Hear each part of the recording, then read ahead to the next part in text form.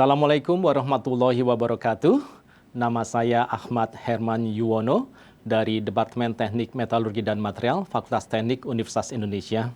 Pada kesempatan kali ini saya akan menyampaikan satu materi yang dalam bahasa Inggrisnya berjudul Indigenous Semiconductor Oxide Nanostructures from Indonesian Minerals for Energy and Environmental Application.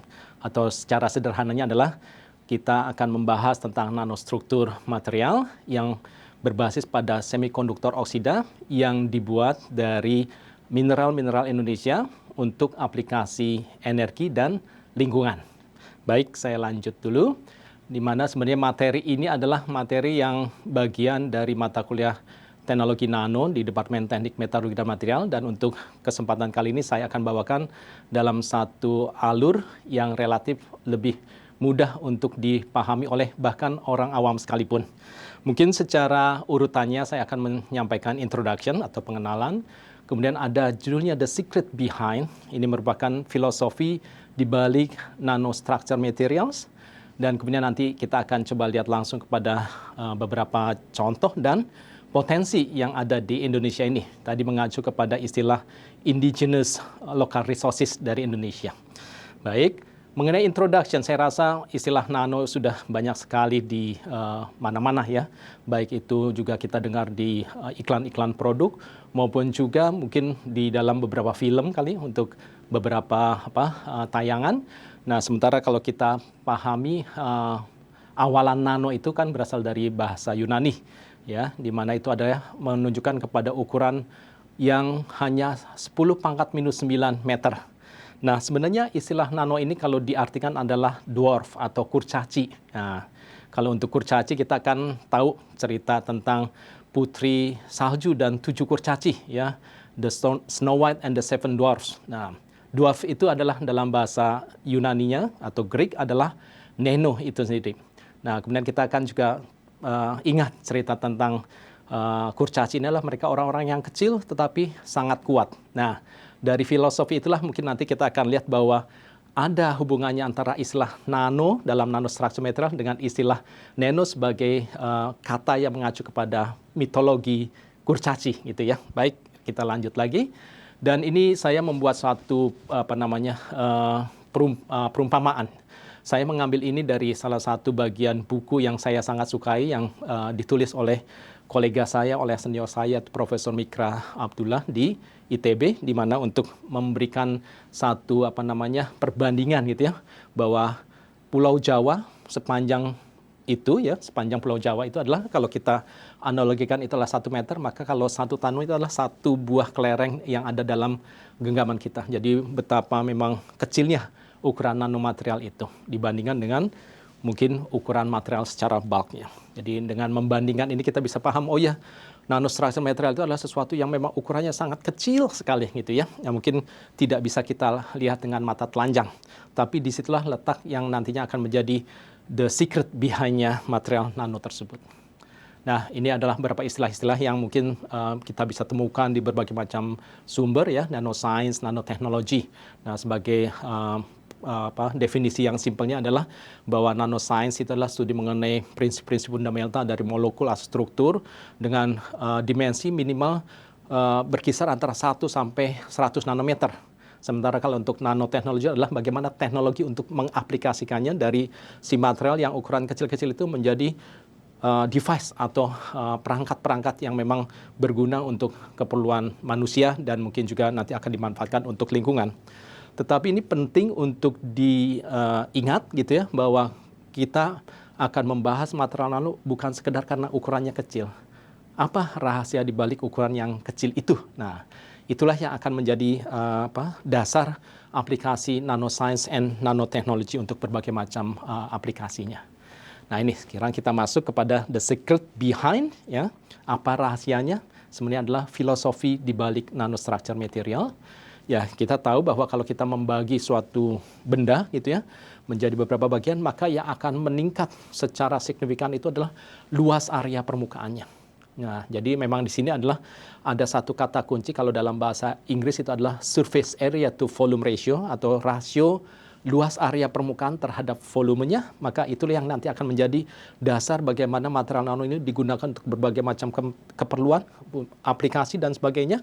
Maka itu berbasis pada meningkatnya luas area permukaan dari si material tersebut. Nah, kita bisa memberikan analogi, kalau kita punya luas area 1 meter kubik, kemudian dibagi lagi, maka luas areanya akan menjadi meningkat secara signifikan. Mungkin dalam ilustrasi kita lihat di situ ya, blok-blok yang dipotong-potong seperti itu.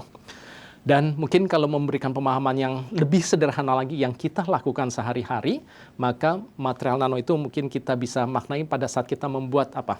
Minuman kali ya, walaupun saat ini concern orang membuat minuman manis sudah menjadi concern berbagai macam orang untuk tidak minum manis-manis terlalu banyak, tetapi kalau untuk contoh ini maka kita bisa melihat bagaimana kalau kita membuat satu minuman manis dengan gula, kalau kita menggunakan gulanya gula batu atau gula Jawa yang masih berbentuk gelondongan besar-besar itu, kemudian kita aduk, maka kita memerlukan waktu yang lebih lama supaya kemudian gula tersebut larut ke dalam air, katakanlah gitu ya. Tapi kalau kita menggunakan gula pasir ya berbentuk serpuk, maka pada saat kita mengaduk maka kita akan memperoleh larutan yang sudah mengandung gula itu dalam waktu yang jauh lebih singkat. Nah, inilah yang menjadi dasar bagaimana aspek ukuran yang kecil itu mempengaruhi sekali luas area permukaannya. Luas area permukaan ini kemudian akan menghasilkan properties atau sifat-sifat yang berkaitan dengan interaksi dia dengan sekelilingnya. Itulah yang menjadi dasar atau basic simple ya, yang sangat dasar mengenai nanostructure material. Luas area yang besar yang dihasilkan dari ukuran material yang kecil-kecil. Atau sebaliknya mungkin kita berpikirnya adalah dengan ukurannya yang kecil, maka luas area permukaannya akan menjadi meningkat besar sekali. Nah, kenapa itu menjadi satu hal yang utama? Nah, disebabkan memang berbagai macam aplikasi termasuk untuk keperluan energi, seperti contoh untuk solar cell, yang basisnya adalah menggunakan zat pewarna yang disebut dalam satu generasi solar cell namanya dye-sensitive solar cell atau sel surya tersensitasi zat warna. Maka peranan zat warna yang menyelimuti dari si nanostructure material akan lebih enhance atau lebih meningkat tajam sekali, meningkat besar sekali, sehingga kemudian memang dia akan bisa lebih menangkap cahaya foton matahari untuk kemudian dikonversi menjadi listrik. Itu merupakan satu contoh aplikasi bagaimana nanostructure material yang lebih khusus lagi adalah berbasis material semikonduktor oxide akan kemudian menjadi concern yang sangat besar pada saat kita membuat sel surya seperti itu.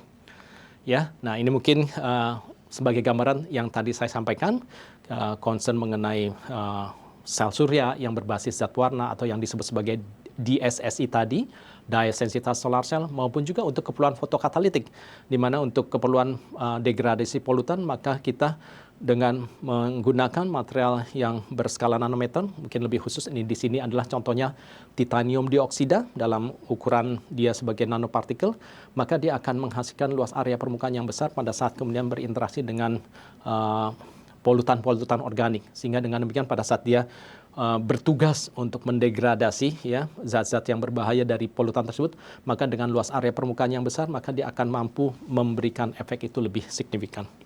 Nah, sebenarnya semua itu diaplikasi untuk dye-sensitive solar cell, di fotokatalitik, maka kenapa penekanannya kita juga kepada material semikonduktor, lebih khusus lagi adalah semikonduktor oksida, maka sebenarnya adalah dengan basis prinsip yang sangat sederhana, yaitu adalah di mana semikonduktor itu memiliki pita valensi dan pita konduksi, di mana pita valensi itu kalau terisi penuh maka elektron dia memerlukan energi eksitasi untuk naik ke conduction band-nya.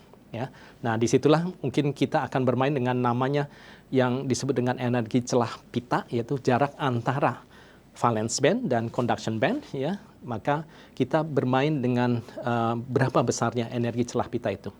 Jadi prinsipnya adalah kalau di semikonduktor oksida atau semikonduktor secara umum, maka besarnya energi foton yang datang ya dengan besaran HV tersebut, maka itu akan memerlukan energi supaya dia bisa diabsorb, diserap oleh si material tersebut supaya elektron bisa tereksitasi dari valence band ke conduction band. Nah, disinilah nanti kita akan lihat bagaimana potensi-potensi mineral-mineral yang ada di alam Indonesia ini kemudian bisa dimanfaatkan untuk aplikasi dua hal yang sangat penting untuk kita sebagai umat manusia maupun juga lingkungan kita, yaitu terkait dengan energi bersih, ya, green energy atau energi terbarukan, yaitu dengan menggunakan sel surya, dan juga concern bagaimana polutan-polutan organik yang mungkin ada di wilayah perairan kita, di sungai dan sebagainya, bisa didegradasi dengan material semikonduktor oksida berskala nanostruktur ini.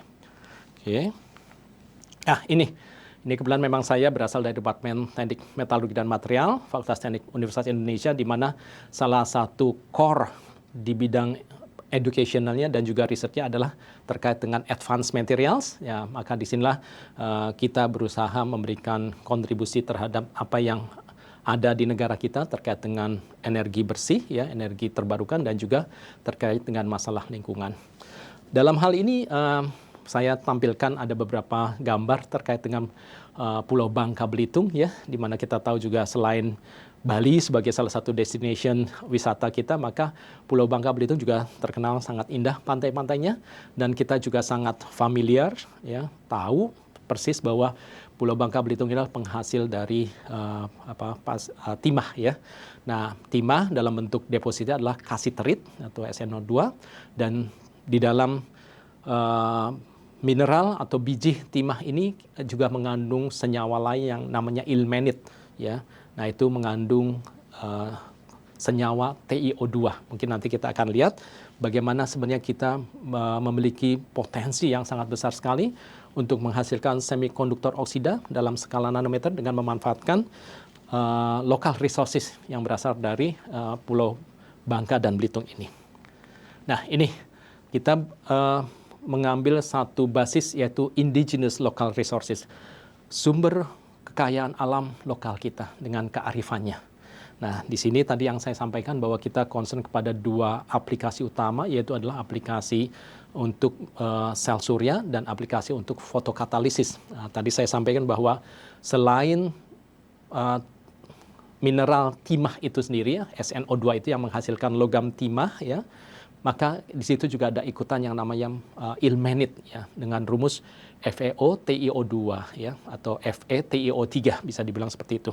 Nah, di dalam FeO-TiO2 ini maka biasanya kita melakukan satu proses metalurgi ekstraksi, misalnya dinamakan masuk dalam kategori ekstraksi, yaitu bagaimana kita bisa mengekstrak si TiO2 dari ilmenit ini.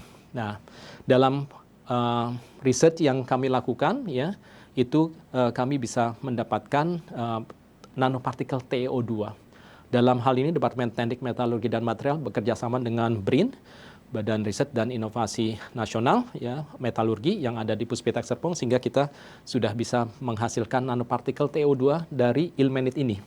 Dan ternyata dengan proses yang berikutnya lagi, ya, kita mengembangkan yang namanya hydrothermal dengan post hydrothermal, kemudian kita bisa mendapatkan TiO2 yang dalam bentuk nanopartikel ini kemudian bisa dikonversi menjadi nanotubes, ya, berbentuk kayak pipa-pipa kecil yang yang sangat seragam, dan itu memberikan benefit atau keuntungan bahwa dengan bentuknya seperti kayak pipa-pipa itu, maka dia memiliki luas area yang lebih besar lagi. Sehingga dengan demikian maka ini merupakan satu hal yang sangat menarik dan perlu untuk ditindaklanjuti, bagaimana kita dari material ilmenit yang selama ini merupakan byproduct dari penambahan timah Bangka, ya, di Bangka dan Belitung, kemudian bisa diolah lebih lanjut menjadi material TiO2.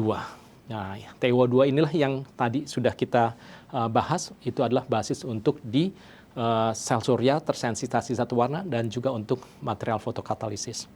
Dan yang menariknya adalah bahwa dengan adanya unsur TiO2 yang diikuti dengan Fe, maka kemudian ini menjadi satu hal yang penting untuk dilihat bahwa dengan kehadiran elemen atau unsur Fe, dia memang bertindak sebagai pengotor. Jadi memang ikutannya dalam material tersebut.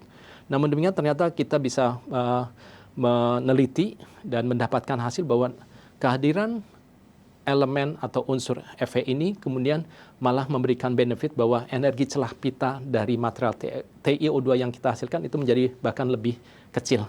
Nah, itu artinya apa? Artinya pada saat kita mau menggunakan dia untuk bahan sel surya tersensitasi zat pewarna dan kemudian juga untuk fotokatalisis, maka dia akan lebih mudah untuk dieksitasi elektronnya sehingga bisa dihasilkan tadi untuk keperluan sel surya berarti dihasilkan energi listrik yang lebih besar dan juga untuk efek fotokatalisisnya.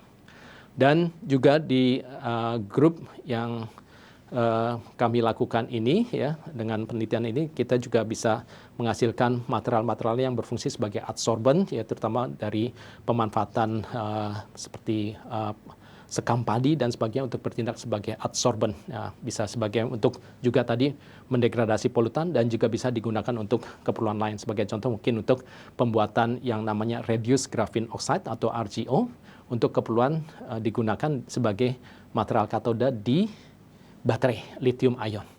Dan itu merupakan satu rangkaian yang kita kalau bisa dalami lebih lanjut, maka dari hulu sampai hilir, penggunaan dari sesuatu yang mungkin kelihatannya seperti halnya mineral-mineral biasa, bongkahan-bongkahan batu, dan kemudian menjadi advanced material.